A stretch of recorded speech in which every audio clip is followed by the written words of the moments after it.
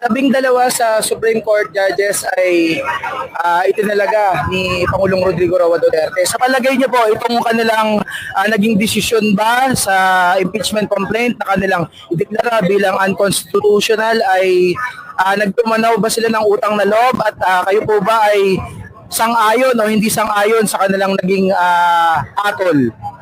That is hard to say. Mahirap sabihin yun na nai-influensyahan sila kung sino man yung nag-appoint sa kanila. Pero kung sa atin lang, kung doon sa mismong desisyon, talagang nagpakita tayo ng pagkadismaya, talagang disappointed tayo bilang isa doon sa mga complaint sa impeachment complaint. At umaasa tayo na magkaroon pa ng iba yung kalinawan kasi narinig naman natin na mag-a-appeal o mag-question din yung ibang mga parties na involved dito.